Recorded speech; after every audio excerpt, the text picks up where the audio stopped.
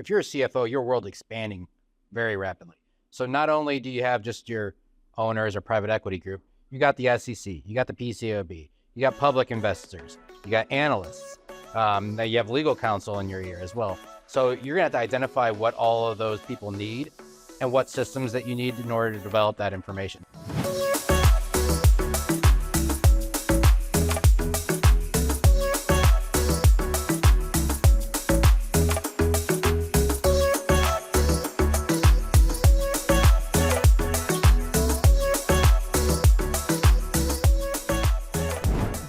Organizations, private company going public, do you think they overestimate the amount of resources they need, or do they underestimate? Definitely underestimate the resources they need and the time it takes to do it, right? There's so many functions within the organization that have to be more robust, right? And so that's a key to going through the public readiness smoothly. I think one of the things that private companies have to think about a little bit is FP&A, right? Most private companies don't have an FP&A function. Or maybe not a robust FP&A function. Oh, fair enough. They don't have a robust function. So What should they be thinking about now? Well, they've often looked at very short-term forecasting. Now they need to look at a long-term, more driven forecast, right? They need to look at key performance indicators and things like that. They oftentimes don't have enough staff within their FP&A function. They need to think about scaling, as well as what systems and solutions they're going to use to answer those. Most people, when they think about going public, in terms of readiness, think about accounting and financial reporting. But FP&A and guiding investors is one of the most critical things that a CFO is going to do as a new public company. And there's a lot of communication between different, functions within an organization. I mean, anywhere from legal, investor relations, accounting, FP&A. They all need to communicate to be able to produce that information for the investor relations reports. Yeah, that guiding investors is very important, right? Absolutely. I mean, understanding the business and projecting where the business is headed is how you tell your story. When we think about FP&A, we think about, hey, we're trying to do this for maybe the first time, or maybe in a more robust way for the first time. What are some pitfalls that we want to avoid? I mean, we want to have a robust staff to be able to do this work. We want to set key performance indicators that we can measure against, that are reliable, that we can validate, and that can be audited. We want to be able to communicate between the different functions within a company. I mean, investor relations, legal, accounting, and the FP&A function.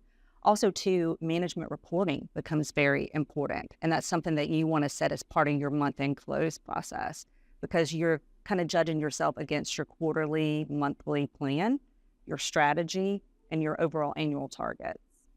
Yeah, that's a great point, Wendy, because in addition to thinking about how are we performing and guiding investors, one thing that's commonly overlooked is internal controls and the impact that FP&A has on internal controls. Most people think about the accounting side. Every public company is going to have a key control around their budget to actual process, right? That's sort of an overarching management review control that says if our other controls fail, we can rely on this to catch anything material. But over the last several years, auditors have put a lot more scrutiny on the FP&A process, because a budget to actual review is only as good as the assumptions you put into it. If you've got a flawed budget, then how do you measure yourself against that? So auditors have started to give a lot more scrutiny to the controls around preparing the budget and reforecasting on a monthly or quarterly basis. So, again, Brett, we've been talking a ton about reporting. What steps can a company take to best prepare their internal and external report?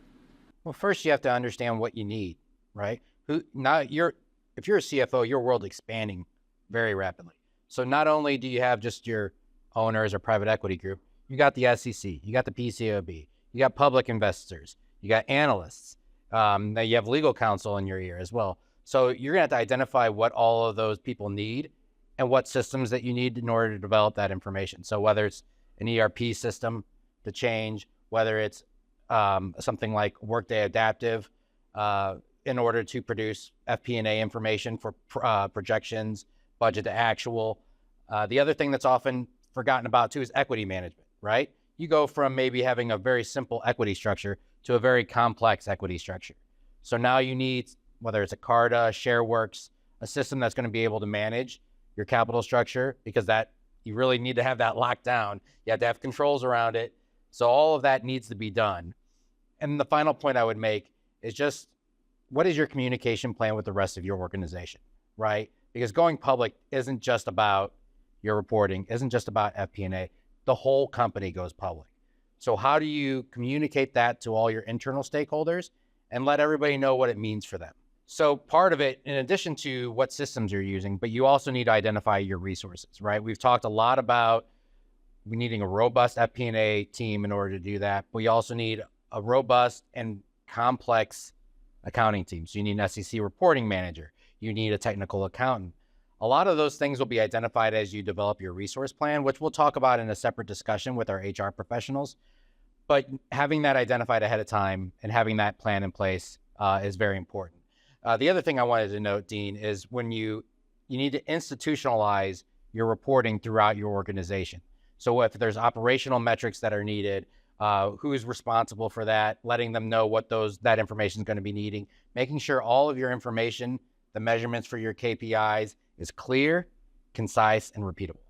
Well, you know what I love about that, Brett, is that every CFO I talk to, it's always their goal to say, I want to make sure that my organization understands that these are the KPIs that matter most, and this is how you, every single employee as part of the team, can affect, right? That's what the best organizations do. That's what the best CFOs do. And I love that you're touching on that now, especially through this IPO process.